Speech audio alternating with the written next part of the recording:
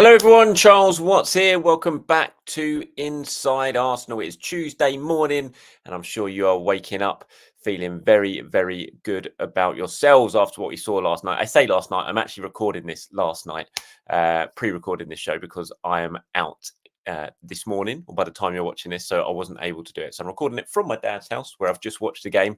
I've done my player ratings video, but now thought I'd pre-record today's show so I could actually get it out for you because I wanted to talk about what was a fantastic Arsenal win. So we're going to be reacting to that win in today's show, looking at it a lot more in depth than I did in the player ratings video. We'll look at what Mikel Arteta has had to say after the game. I will go over my player ratings again because I know you like me to do that the next day if you didn't get to watch last night's video. Got some comments from you, opinions from you on what you saw as well, and the latest on what Mikel Arteta had to say about Gabriel Martinelli's injury and Bukayo Saka's early substitution yesterday as well. So let's get cracking on what was another history-making night for Arsenal. They continue to set new records with this incredible pace that they have started 2024 with. Another 6-0 win. You just look at that result, that list of results in the league since the turn of the year. 5-0 against Crystal Palace, 2-1 at Nottingham Forest, 3-1 against Liverpool, and then bang, 6-0 West Ham, 5-0 Burnley, 4-1 Newcastle, 6-0 Sheffield United. Incredible run of form from Mikel Arteta's side, record-breaking run of form, as I said, from Mikel Arteta's side. Last night's win means they become the first side in English top-flight history to win 3 consecutive away games by 5 goals or more. They've now scored 31 goals in their last 7 Premier League games. No side in Premier League history has ever scored that amount of goals in 7 matches. It's an incredible run of form from Arsenal, one that you wish would carry on forever at this sort of rate because it's just a lot of fun watching these games and the goals going in. It's obviously not going to be able to happen. You can't continue scoring at this amount of at this sort of rate, but while it is happening, we can just sit back and enjoy it. And next up for Arsenal is Brentford, of course, on Saturday. Win that and Arsenal will be top of the Premier League before that game against Liverpool and Manchester City on Sunday. Goals all going in from different players again yesterday. Odegaard, then the own goal, then Martinelli, Havertz, Rice, White. Arsenal sharing the goals around as they have done once again this season. Goal difference, what an unbelievable leap the goal difference has taken since the turn of the year. Pretty incredible when you consider that it wasn't too long ago that we were wondering if Arsenal were going to be able to score enough goals to mount a serious title charge this season. Well, all those questions have been answered and have been answered in some style, just like they were yesterday. You know, Arsenal, they were just on it from the start. I mean, it took 4 minutes to score, but they could have scored a couple of goals before Odegaard opened the scoring in the 4th minute. It was a lovely goal by Odegaard, lovely finish. He was exceptional once again. Him and Havertz, I thought, were brilliant, but Saka and Martinelli, before both of them went off, was superb. Declan Rice as well was superb. And yeah, it was kind of take your pick when it came to man of the match. Martin Odegaard got it on Sky Sports. I gave it to Kai Havertz, but it could have been a whole long list of players. Such was Arsenal's dominance last night. So Odegaard with the first, then it was the own goal after Saka created it down the right-hand side. Saka caused them so many problems, and he was ill as well, which we'll talk about a little bit later on in the show, but he was ill, and yet even though he was feeling under weather, he still did what he did in that first 45 minutes last night. So that was 2-0. Martinelli getting the third. Havertz, brilliant finish from Havertz to make it 4-0. I mentioned it in last night's video, but just the way he took that goal, the finish, the conviction he put with that finish, you know, really drilled it. Such a clean strike. We haven't always seen that from Havertz this season. That just shows the level of confidence that he's playing at Arsenal at the moment for Arsenal. I really loved that goal from Kai Havertz. So that was 4-0. Declan Rice made it 5 again. Brilliant by Saka down the right. Lovely finish from Declan Rice. And it was 5-0 at half time. And you thought then, you know, seriously, can Arsenal get double figures? Can they go on and get 10? They eased off the gas in the second half. There's no doubt about it. They started to go through the motions a little bit. The substitutions all took place. That disrupted the game. Sheffield United did all they could to keep the goals to a minimum in the second half. Only one came from it. Lovely goal by Ben White, actually potentially the best goal of the night. Brilliant from Kai Havertz again to set it up. And that was that. Just another dominant Arsenal win, a 6-0 Arsenal win. And yeah, you can't really ask much more, can you? You look at the stats of the game there, expected goals for Sheffield United, 0.3. I'm surprised it was even 0.3 for Sheffield United on their expected stats. These are the stats from cannonstats.com, of course, Scott Willis. Please do go and visit his site. Excellent analysis of Arsenal after each match. Really, really well worth looking at. 23 shots to Arsenal, 4 to Sheffield United, 2.3 Arsenal's expected goals. Again, you kind of felt like that would be higher, but their finishing was good. A couple of them took deflections as well. Arsenal 80% possession, just total domination. This next slide just sums up how dominant Arsenal were. I mean, look at that field tilt. There's just no, there is no red on there whatsoever. It's just pure yellow from start to finish. It was just, I mean, in a way, you look at it and think Sheffield United is really good for the Premier League to have a team of this standard playing in the Premier League. The teams that have come out, Luton have given it a real go, but Burnley and Sheffield United have been so disappointing this season in the Premier League. They're just not good enough, no doubt about it. You know, Arsenal aren't the first team to hammer Sheffield United. I don't think they'll be the last team to hammer Sheffield United this season. And they are very much going back down to the Championship with a whimper. But you can only beat what's in front of you. And Arsenal did that. And they did it very, very clinically last night once again. And as you can imagine, Mikel Arteta really, really delighted by what he saw from his players. A great night, he said afterwards. A really difficult place to come. The way we started made a difference. We were really aggressive and positive. And we showed real quality in the final third to take the game into a great position for us. Then we maintained the rhythm, maintained the hunger. And I loved that about the team. And I agree. I thought that first half, you know, when it was 3-0 after 15 minutes, it could have been like, that's it, game, set and match. Let's just cruise through this. But they didn't. And there was a point, I think it was after Declan Rice scored his 5th goal, actually. He was going back to the halfway line and you could see him. He was like, more. The players really did want it. They looked really hungry to continue going at Sheffield United. And we've seen that in recent weeks. There's a real hunger about Arsenal now to keep going and to score goals.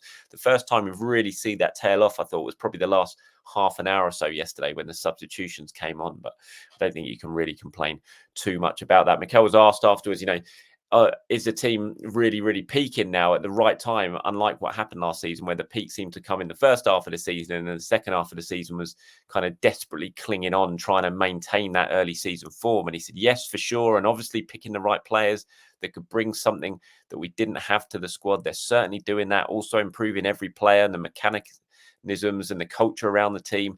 They are doing that, but it's still the most important part of the season ahead.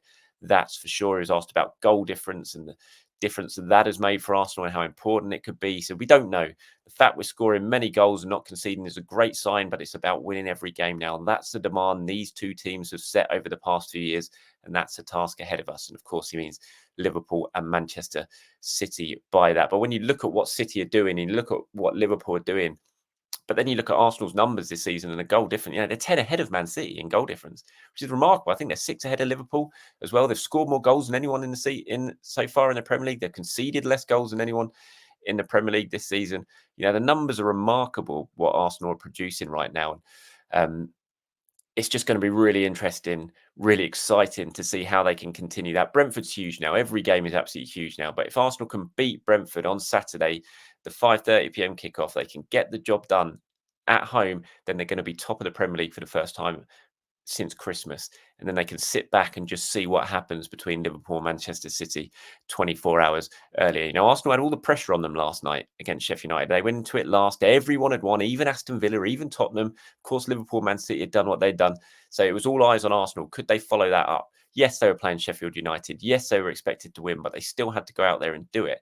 But to do it in the style that they did and with the swagger that they did, it just looked like a side who aren't feeling any sort of pressure at the moment and they're fully backing themselves. And in a way, you kind of look at how they're playing and you kind of want to play Manchester City now. You don't want to have to go off and have the international break and disrupt things a little bit and lose your momentum. I'd love to play Manchester City now. As good as Manchester City played against Manchester United, you know, if that game was this weekend, I think Arsenal would go to the Etihad and they'd be absolutely full of confidence and belief that they can get that result. I'm sure they will be after the international break, but in a way, it is a bit of a shame that that game is not coming one game earlier than it is. On the injuries, obviously, it was a real worry seeing Gabriel Martinelli go off the way he did in that second half last night. It didn't look like he could bear any weight on it, on his ankle. You thought, oh no, what's he done? Has he done his metatarsal? What's going on here? The update from Mikel Arteta in a press conference and speaking to the TV media after the game was a lot more positive. Saka obviously went off at half time as well, weren't sure at the time, was that injury related? Was it just resting Bukayo Saka? But it turns out that he wasn't feeling very well. He was sick. And it gave Mikel the opportunity, obviously, to put Fabio Vieira on, who hasn't played any minutes for 3 or 4 months now, and that was good. And I thought Fabio Vieira had a really bright cameo actually in that second half. I thought he was decent. He was unlucky not to at least sort of walk away with an assist in that second half. But this is what Mikel said. He said Bukayo was feeling sick. He wasn't feeling right, so he decided to take him off and bring Fabio in. Martinelli with Gabby, it's just a cut. He said he had a tackle and a slight cut. We'll have to see how it is. You saw how it happened. I think Martinelli was trying to have a shot right on the edge of the box, and it was one of those sort of classic moments. He shot, the defender put his foot out, they clashed feet, and you saw Martinelli wasn't happy. He was pointing down at his foot afterwards, and then see the way he went off, being helped off like that, looking like he couldn't put any weight on it. You worried if it was something really serious, a break or something like that. Fingers crossed, from what Mikel said, it's nothing too serious. And if it is a cut, it can just heal up. If he doesn't have to play against Brentford, so be it. Arsenal have got lots of options now. Gabriel Jesus came back, of course, got half an hour. He could potentially play on the wing against Brentford at the weekend, but you'd probably think it would just be Leandro Trossard moved out over there. So fingers crossed they're not too bad. And there was good news on Tomiyasu actually in the press conference afterwards. Mikel saying he's out doing some stuff on the pitch now, Tomiyasu, and he's not far away at all. So even if he doesn't make it for Brentford, you would think, judging by that update, that it will certainly be okay for the Manchester City game after the international break. You would hope that he doesn't get called up by Japan. I haven't seen if they've got any fixtures, but you'd hope he wouldn't get called up by Japan. And looking at how Martinelli was yesterday, you do wonder if he'll now pull out of the Brazil squad. We'll have to wait and see on that. Of course, there's no Gabriel Jesus in that squad. He's been left out so far by Brazil. Maybe if Martinelli drops out, Jesus will get a call up. So we'll have to wait and see. But yeah, not too bad on the injuries. Certainly not as bad as it looked the way Martinelli went off yesterday. Right, player ratings wise, I'll run through these pretty quickly because obviously I did my main video on it last night. But if you haven't seen them, this is what I've given the Arsenal players. So I gave Raya a 7. As I said yesterday, he could have had his deck chair out, sat back with a cocktail and just watched what was going on for the majority of that game. Such was Arsenal's dominance. He barely had anything to do, especially with his hands. But what he did do, he did well. He was always sort of on the front foot, playing really high up the pitch like he always does, almost as a sweeper rather than a goalkeeper, moving the ball on. Distribution was good. I gave Raya a 7. Ben White, I thought, was excellent. First half, he linked up so well with Bukayo Saka, got on the overlap fair bit more than we've seen at times. Even though he was playing in that inverted role, he still did drift into the central positions. And I thought he caused Sheffield United all sorts of problems in the first half, and then he popped up with a really good goal in the second half. So I gave Ben White an 8. The other 3 defenders I gave a 7. So Saliba, Gabriel, Kivior. I think Saliba, I've just got to find the stat because I did retweet it. Just let me have a look. Here it is. This was a stat I saw from Orbinio, which was, I've just lost it again. There you go. William Saliba has surpassed Santi Cazorla's record number of passes by an Arsenal player in a single Premier League game. He completed 169 passes against Sheffield United. Only 3 players in the Premier League since 2003 have completed more in the whole competition. They were all City players. So that's how much William Saliba saw of the ball yesterday. It was just constant, just ball was coming out to him, passing, moving it on. So yeah, I gave those 3 a 7. Kivior got an assist for, I think it was Martinelli's goal, so fair play to him for that. Jorginho, I said it yesterday, while the madness was going on, you almost forgot that Jorginho was on the pitch because he just did what he had to do. He kept the ball moving, just laid it off to the attackers to do what they had to do and score more goals and cause Sheffield United more problems. So yeah, Jorginho I gave a 7. In midfield, I gave Declan Rice an 8. Lovely finish from Declan Rice to make it 5-0. Got an assist. Actually, he didn't get an assist. It was taken off him because his cross from his cross for Odegaard took a deflection, and it was considered too big a deflection for that to go down as a Rice assist. So that was taken off him, but I still played very, very well. Declan Rice, I gave him an 8. Odegaard was brilliant. He was just absolutely brilliant. Obviously, he set the ball rolling with the early goal, but just his movement, his technique, his quick feet. Sheffield United had no clue what to do with Martin Odegaard. I gave him a 9. The 2 wingers I gave an 8. I thought they were both great. Saka was only on the pitch for 45 minutes, Martinelli for an hour or whatever it was before he got the injury. But both of them just caused their defenders all sorts of problems. They couldn't cope. They absolutely couldn't cope. I mean, Bukayo Saka terrorized them down that right-hand side in the first 45 minutes. I gave them both an 8. Kai Havertz, like I said, I gave man of the match. I gave him a 9. It could have easily been Odegaard. It was almost toss of a coin. But I just thought Havertz was great. I loved his goal. I loved his assist for Ben White. Also got another assist in the first half. His movement was really good. He's a player full of confidence at the moment. Kai Havertz, really enjoying watching him play. So yeah, he gets a 9 from me and was my man of the match. So those are my player ratings. Also, obviously 5 substitutes came on. Jesus, Partey, great to see Partey back. Some nice passes from Partey. Looked a bit rusty at times. You can understand that, but some nice passes. Jesus almost scored with 1. Did look a bit rusty as well. Should have pulled the trigger a couple of times, but instead decided not to, and probably should have shot. Vieira, as I said, I thought was really bright. Out of all the substitutes, I thought Vieira was the brightest. It was a good cameo for him. And then Cedric Suarez came on, as well as Leandro Trossard.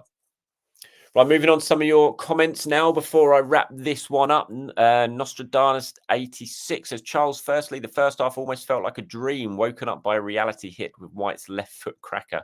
Very hard to decide on the man in a match, given the total control our defensive duo played, contributing to nearly 300 passes between them and precise winning the ball back. Jorginho and Rice both played extremely well together, keeping Sheffield to just chasing shadows, which leads to whom was man of the match. Martin Odegaard's technical ability, aided with his stamina and general approach. It's a beautiful thing to witness when other players are on the Odegaard understanding. On to Brentford. Yeah, look, as I said, really hard to choose man of the match. So many people could have got it. It was just a really good performance from a lot of players. Gordon says, hi, Charles. That was a great night's work, like the Harlem Globetrotters exhibition match. It ended up being a canter. Odegaard pinging sublime passes all over the park and pressing like a demon. Everyone did their part. The subs disrupted the flow. Partey looked rusty, but the game was gone by then. Carragher said the first half was the most embarrassing half he's seen in the Premier League. I rather enjoyed it. We all rather enjoyed it, Gordon, no doubt about that. And then Jacobs, I think, says, hi, Charles, amazing content as usual. Thank you very much. Love your channel since the goal days. I've given Havertz a lot of flack, but at this moment, he's one of the first names on the team sheet. I agree with that. His ability to win duels is outstanding. And now he's starting to add goals and assists. It can only get better. Really good side. And yeah, he's certainly proving a lot of doubters wrong at the moment. Kai Havertz is up to 10 goals and assists for the season now. I think it's 7 goals, 3 assists. Most goals he's ever scored for Chelsea in a Premier League season, I think, was 8. So he just needs a couple more to match that, to beat that already for Arsenal, which you would think he's certainly going to get, given the way he's playing at the moment. A few others here. I think that's Atchuf says, hi, Charles. With how great Havertz has been fitting into the number 9 role and how not a good fit he seems to be in the number 8 role, is it better, do you think, we focus on bringing a top midfielder who can operate there and let Havertz and Jesus fight it out for the number 9 role? Well, to be fair, we've already the way Declan Rice is playing at the moment in that number 8 role is fantastic, and he's sort of producing the sort of numbers that that Granit Xhaka did last season. Another goal yesterday, like I said, very close to getting another assist. So maybe that is the answer after all. Just play Havertz there, and then you bring in a Zubimendi, who Arsenal are obviously looking potentially to sign in the summer, or you continue to play Jorginho, hope, or Thomas Partey stays fit and can play there next season. The way Declan Rice is playing, he could easily play that role, and that could leave Havertz to be the number 9. I agree. I think Havertz is best playing in that position. I've not seen anything. I always thought that, and I've not seen anything to change my mind right now. He just looks better and more comfortable, and Arsenal look better when he's playing in that role than he does in the 8. The company 4049 says, Havertz, what a player he's been for us. We don't miss Jesus just because of him, and he gives us something difficult up front, which I really liked about him. His link-up play is top-notch alongside those runs in behind. I love Jorginho's vision to Havertz. Often it gives the opposition pressure. John there says, hi, Charles, do you think Jesus will need to raise his level to get back into his starting team? As good as he was before, I feel Arsenal have almost evolved without him and score goals more freely. Do you think he can develop and add finishing to his skill set? I think it's the only thing missing from making him a definite starter. Can he add finishing? I don't know. Look, Jesus is 26, 27. I'm not sure he's going to really become a better finisher in the next couple of years than he already is. I still think he's a great player. I still think the injuries and his absence, it's easy to forget how good he is. And how good he's been for Arsenal since he's come. But look, he's got a real challenge on his side on his hands to get back in the side at the moment. He's clearly playing with an injury as well. I didn't see it yesterday, but people were saying he was limping even during the game when he came on in the second half yesterday and wasn't looking entirely comfortable. They're managing this knee injury. That's not going to change between now and the end of the season. So maybe he is going to have to accept a kind of bit part role between now and the end of the season. We'll have to wait and see what Arsenal do and how they manage that knee. But the way Havertz is playing at the moment, it's very hard to leave him out the side. I've always kind of looked at that Porto game and keep thinking I want Jesus fit for that match and start in that game. But I'm not so sure now. The way Havertz is playing, just stick with it. Play Havertz there. I wouldn't be worried about that because of what he's producing week in, week out at the moment. So it's a good position for Mikel Arteta to be in. It's the options you want Mikel Arteta to have. We've waited all season for him to have these sort of options. And yeah, long may that continue. All right, that's it from me, everyone. Thank you very much for watching. If I've missed anything that's happened overnight, like I said, I pre-recorded it last night, very soon after the full-time whistle, because I'm out and about in the morning tomorrow. I wasn't going to be able to sit down and do the video. So if I've missed anything and I haven't talked about it, that's why, but I will talk about it in the next show that I do. But until then, everyone, have a very good Tuesday. I'm sure you will. And yeah, I'll be back tomorrow to do it all over again. Bye-bye.